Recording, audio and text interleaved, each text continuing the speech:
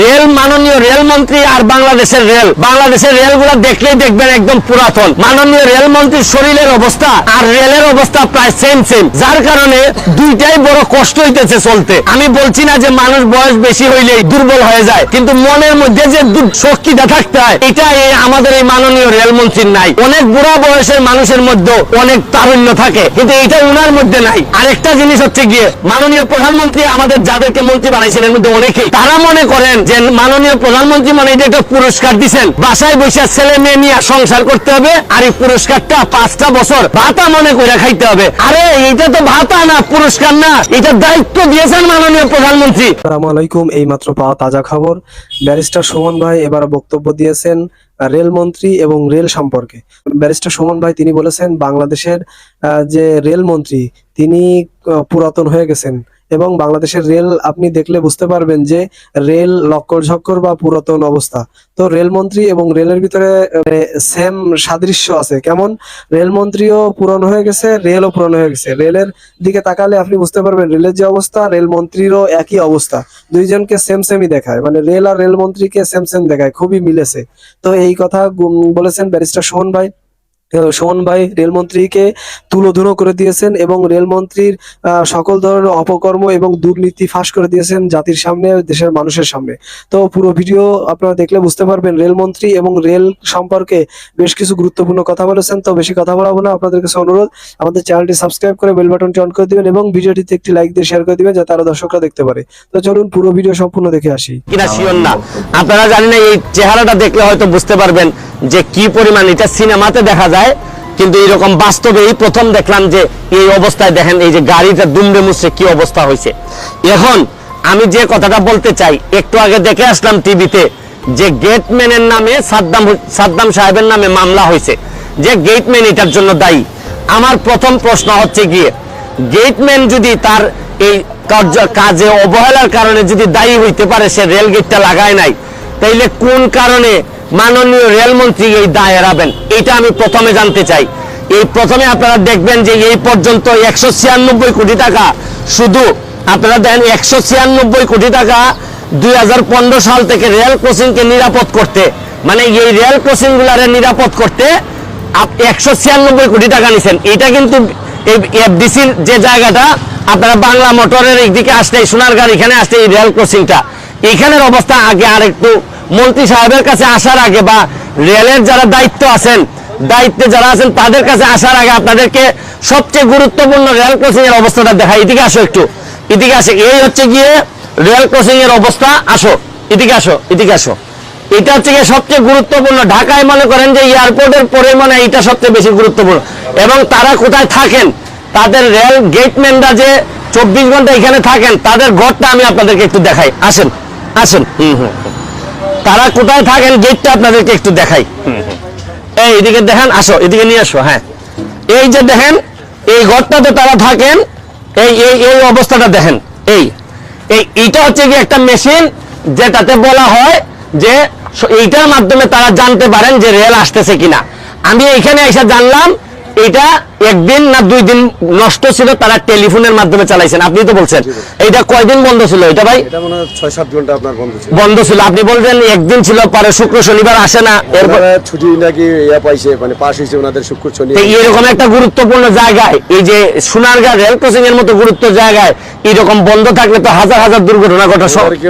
ওই সময় ফোন দিলে ওনারা বলে যে আমাদের শুক্র শনি আমরা মানে রেল চলবে, কিন্তু শুক্র শনিতে ওনারা কাজ করতে পারবেন না। আপনি তো রেলের লোক না? আচ্ছা, ওনাদের বাসাটার অবস্থা দেখেন, এই যে ওনাদের থাকার অবস্থাটা দেখেন। এটা হচ্ছে গিয়ে এই যে এফডিসিতে এই যে সোনারগাঁ রেল ক্রসিং এ যারা রেল গেটম্যানরা থাকেন তাদের অবস্থাটা দেখেন। এবার আসেন আবার বক্তব্য রেল ক্রসিং এ যাই, আমাদের মাননীয় মন্ত্রী সাহেবের ব্যাপারে কথা বলতে চাই। আসেন, কয়দিন আগে তো রনি, আপনারা জানেন যে রনি রেলের দুর্নীতি নিয়ে 6 দফা কথা বলে গেছে। এই দুর্নীতির ব্যাপারে বলছেন যে আপনারা ব্যবস্থা নেবেন, তদন্ত করবেন, কত কথা আপনারা বলছেন। এগুলো তো বলতে আপনারা অভ্যস্ত, আপনারা অনেক ভাবে বলতে পারেন। আসেন, এবার আমি আপনাদেরকে বলি, এই রেল ক্রসিং এর এখানেই বসে আপনাদেরকে যেটা বলি, বাংলাদেশে এইরকম রেল ক্রসিং আছে 2700। আমি যতটুকু জানছি 2700 রেল ক্রসিং আছে। এর মধ্যে স্বাধীনতার পরে এই পর্যন্ত 150-200 কিলোমিটারের বেশি রেল আর বাড়ে নাই।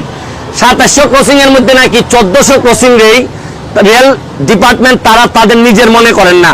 এটা নাকি বিভিন্ন জন যে যার মতো করে ডিও দিছে, কেউ ডিও দেয় নাই, কিন্তু এই অবজেকশন কিন্তু রেল মন্ত্রণালয় দেন নাই। এই 2700 রেল ক্রসিং এর মধ্যে 1400 রেল ক্রসিং অবৈধ যদি হয়ে থাকে রেল মন্ত্রণালয় অনুসারে, তাহলে বাকি 1300 হচ্ছে গিয়ে তারা ওনারা চালাচ্ছেন।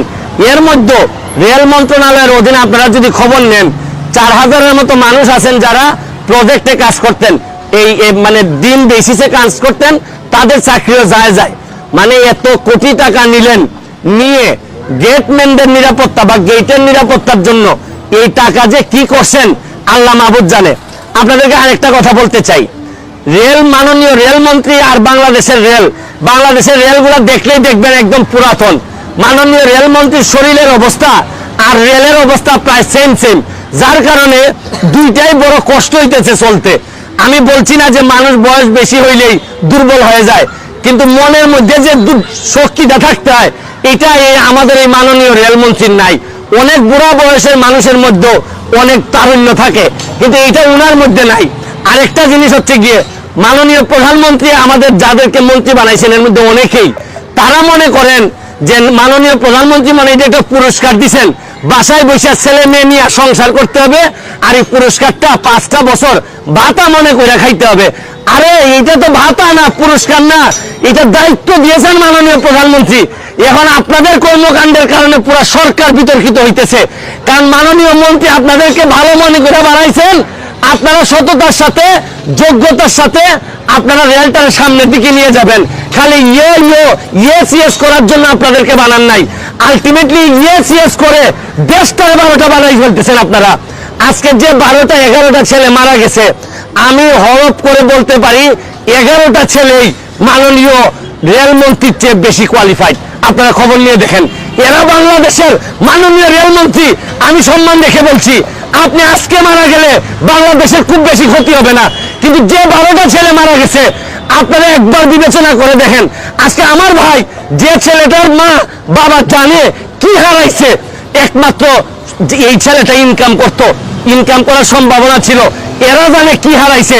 গেটম্যানের মামলা দিয়ে মনে রাখেন দুনিয়াতে রাজত্ব করতেছেন। তো আপনারও তো রেলমন্ত্রী, মাননীয় রেলমন্ত্রী, আপনারও ছেলে মেয়ে আছে, ব্যারিস্টার বানাইছেন, সুরক্ষিত করছেন এদেরকে, কিন্তু কাদেরকে অরক্ষিত করে দিচ্ছেন একবার বিবেচনায় নেন। আমার কথা পছন্দ হবে না, আমারে ধ্বংস করে দেন, কিন্তু নিজেরা শুধরাই যান। বঙ্গবন্ধুর সোনার বাংলা আপনাদের মতো লোকদের দিয়া যদি আরো 500 বছরে যায়, তাও এই সোনার বাংলা হবে না। এই ফ্যামিলিগুলোর ক্ষতিপূরণ কে দিবে? এই 11টা ফ্যামিলি রাস্তায় বসে যাবে। এদের দায় যদি রাষ্ট্র নিতে না পারে, এই দেশ মানুষ কোনদিন এই দেশে মানুষের দেশপ্রেম হবে না। এরপর মাননীয় প্রধানমন্ত্রীর কাছে বলি, এইসব বলদ দিয়ে হাল চাষ হয় না। মাননীয় প্রধানমন্ত্রী এদেরকে বদলাইয়া ভালো লোক, বঙ্গবন্ধুর আদর্শের প্রকৃত যোগ্যতা সম্পন্ন তরুণদেরকে দিয়ে এগুলা চালান, তাইলে দেখবেন দেশটা আগাবে। এতক্ষণ আপনারা ধৈর্য সহকারে পুরো ভিডিও দেখেছেন। তো পুরো ভিডিও দেখে আপনাদের কাছে কেমন লেগেছে, এবং রেলমন্ত্রী এবং বাংলাদেশ রেল এই সম্পর্কে যে সুমন ভাই বেশ কিছু গুরুত্বপূর্ণ কথা বলেছেন, এবং রেলমন্ত্রীর দুর্নীতি, রেলমন্ত্রীর টাকা পয়সা, অর্থ সম্পদ চুরি, বা এই রেলের যে কোনো দায়িত্ব নেই, বা মানে রেলের কোনো কাজ কাম তেমন করা হয় না, বা লক্কর ঝক্কর করে চলাফেরা করে, মানে একটা দুরভিসন্ধি বা দুরবস্থা, মানে একটা বেহাল অবস্থা এই রেলের। তো এই বিষয়ে বেশ কিছু গুরুত্বপূর্ণ কথা বলেছেন, এগুলো আপনারা অবশ্যই শুনেছেন। শুনে আপনাদের কাছে কেমন লেগেছে অবশ্যই কমেন্ট সেকশনে আপনাদের মূল্যবান মতামত অবশ্যই জানাবেন। তো এই ধরনের আলোচিত, সমালোচিত, ভাইরাল আপডেট এবং রাজনৈতিক নিউজ লাইভ সবার আগে পেতে আমাদের চ্যানেলটি সাবস্ক্রাইব করে আমাদের পাশে থাকবেন। আপনাদের সাথে দেখা হবে, কথা হবে অন্য কোনো গুরুত্বপূর্ণ টপিকস বা ভিডিও। সে পর্যন্ত সবাই সুস্থ থাকবেন, ভালো থাকবেন, আল্লাহ হাফেজ।